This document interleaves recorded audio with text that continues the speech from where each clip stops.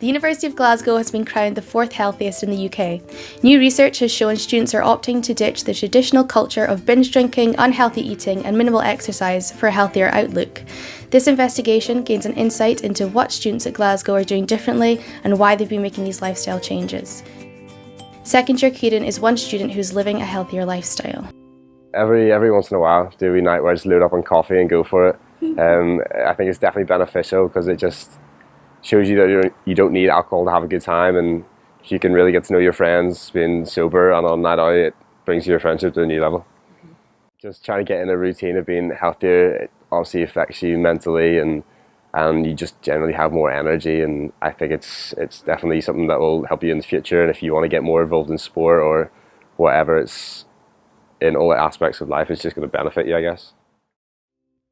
A lot of students at Glasgow here are even turning vegan in a bid to have a healthier diet. The city is often referred to as the vegan capital of Britain, so it's perhaps no surprise students here are choosing a plant-based diet over processed foods and unhealthy takeaways.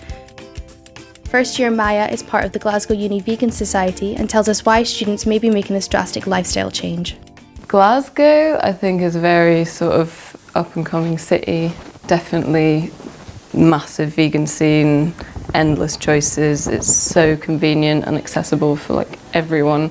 Students at this uni, it's just a convenience thing. There's so many options. It's like, why not be vegan when it's that easy? Changing your diet may seem simple, but could you imagine yourself not drinking on a night out? As 1 in 5 students now identifies teetotal, Ronnie Whittaker is keen to tap into this recent lifestyle change. He runs Sober Sonic, a sober clubbing event in Glasgow, which challenges the social norms related to drinking and partying. I firmly believe and feel that sober clubbing, conscious dance type rave events are the future.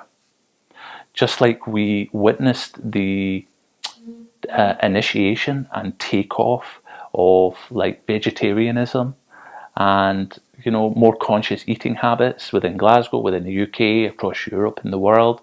That's something that was initiated like just say about 10 or 15 years ago, but it has actually grown. It's become more widely accepted. Doesn't mean everybody's a vegetarian and has stopped eating meat, but it's more widely accepted and more people have different choices, conscious choices for their eating. So the same thing, I do feel, in fact I can see it in front of my eyes, that it is growing and it is expanding, and I think on a similar curve and trajectory as the likes of that, yeah.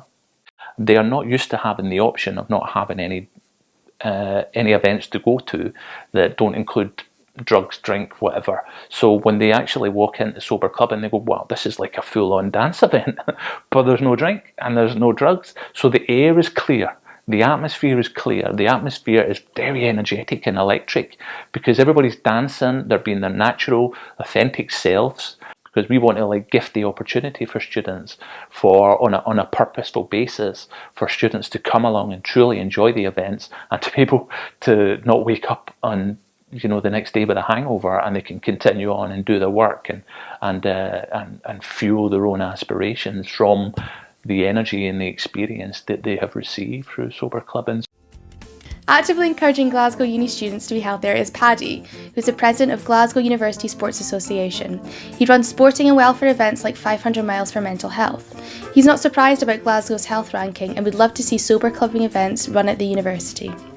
It's one of those that would need time to come in, and people would need to fall in love with the idea over a period of time rather than just jumping in at it. But I think the way the students are heading at the moment, I think it would be fair to have a couple of nights where there's the opportunity to just have a completely sober night rather than there's some people having a drink, which almost can encourage more people to have a drink. Whereas if everyone's sober and everyone knows the game, then you just let it go and you all have a good time together.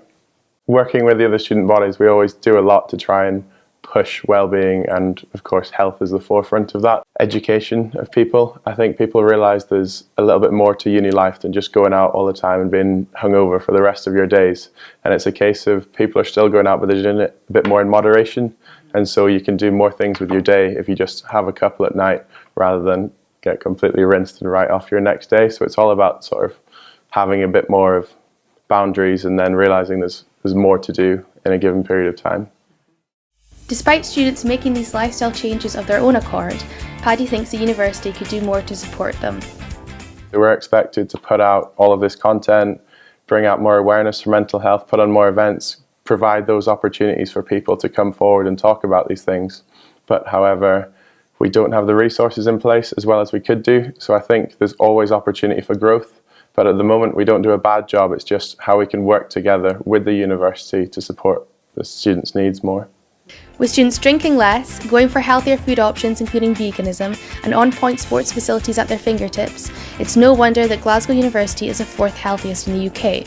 Thanks to the engagement of students and other innovators, the word is spreading for students to adopt healthy living. However, it is clear that the university could do more to support these lifestyle changes.